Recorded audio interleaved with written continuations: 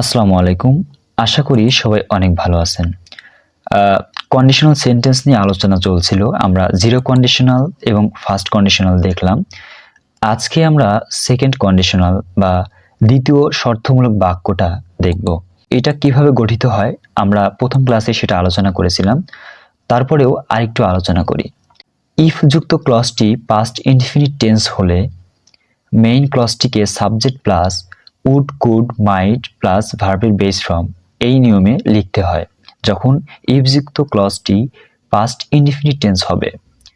তারপরে আমরা মেইন ক্লজটিকে subject plus would could might plus ভার্বের বেস ফর্ম এইভাবে লিখব। স্ট্রাকচারটা কেমন দাঁড়ায়? If plus past indefinite tense comma subject plus would could might plus ভার্বের বেস ফর্ম। এটা হচ্ছে আমাদের সেকেন্ড কন্ডিশনালের গঠন। তো এটার উদাহরণ কি হতে পারে? If I had a typewriter. I had a typewriter এটা হচ্ছে পাস্ট ইনডিফিনিট টেন্স। এই প্রেক্ষিতে যেহেতু এটা শর্তযুক্ত বাক্য ইফ ক্লজ, তো সেই প্রেক্ষিতে আমরা কি লিখতে পারি? সাবজেক্ট প্লাস উড প্লাস ভার্বের বেস ফর্ম। তো এই ক্ষেত্রে if I had a typewriter I would type myself. আমি নিজেই টাইপ করতে পারতাম। বিষয়টা এমন। তো এইটাকে আমরা অন্যভাবেও লিখতে পারি। সেটা হচ্ছে subject plus would could might plus ভার্বের base form plus extension plus if plus past indefinite tense. অর্থাৎ শুধু সাবজেক্টের এই অংশটা প্রথমে নিয়ে আসলাম এবং ইফযুক্ত পাস্ট টেন্সটাকে পাস্ট ইনডিফিনিট টেন্সটাকে পরে নিয়ে গেলাম। এটা হচ্ছে বিকল্পভাবে লেখার পদ্ধতি। অর্থাৎ এভাবে কিন্তু পরীক্ষায় আসতে পারে। যেমন I would become glad if he supported me. এই একই বিষয় আমরা একটু ভিন্নভাবে লিখলাম। তো সেকেন্ড কন্ডিশনালে আরো একটা বিষয়, মজার বিষয় আছে। সেটা হচ্ছে যে সেকেন্ড কন্ডিশনাল ইফ ছাড়াও হতে পারে। তো সেই ক্ষেত্রে একটা গুরুত্বপূর্ণ বিষয় সেটা হচ্ছে সেকেন্ড কন্ডিশনালের পাস্ট ইনডিফিনিট টেন্সের সাবজেক্ট যেটাই হোক না কেন কখনো ওয়াজ ব্যবহৃত হবে না ভার্ব হিসেবে। অর্থাৎ যেমন হি ওয়াজ, এখানে হি ওয়ারই হবে যেহেতু সেটা ইফ কে ইন্ডিকেট করতেছে। যেমন আই ওয়ার এরকম ব্যবহৃত হয়, আমরা উদাহরণে দেখতে পাবো। তো এই ক্ষেত্রে গঠন প্রক্রিয়া কি হবে?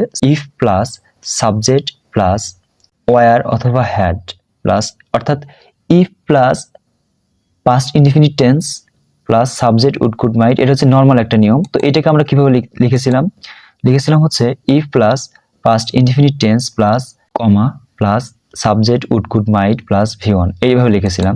তো এই প্রেক্ষিতে উদাহরণ হচ্ছে if I had a typewriter I would type myself, যেটা আমরা একটু আগে দেখলাম। তো এইটাকে আমরা এখন উইদাউট ইফ এই স্ট্রাকচারে নিয়ে আসবো। অর্থাৎ ইফ ছাড়া এই সেন্টেন্সটাকে লিখবো। কিভাবে লিখতে পারি?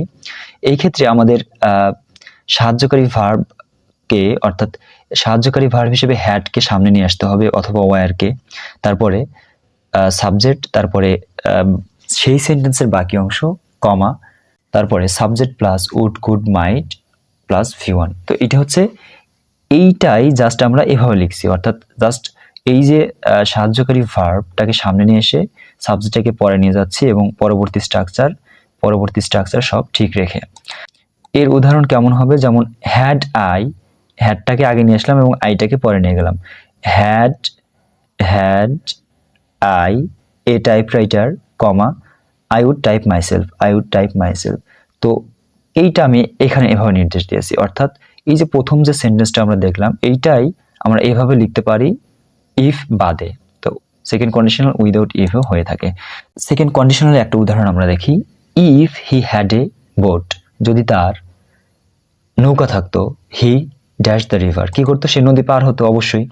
এটা হচ্ছে কি বলবো, সাধারণ একটা ব্যাপার। Will be crossing, will cross, would cross, would make cross. তো এখানে আমাদের স্ট্রাকচার অনুযায়ী কি হবে? যখন ইফযুক্ত ক্লজটি পাস্ট ইনডিফিনিট টেন্স আছে, পরবর্তীতে আমরা subject plus would could might plus ভার্বের বেস ফর্ম ইউজ করবো। সুতরাং আমাদের সঠিক আনসার হচ্ছে সি।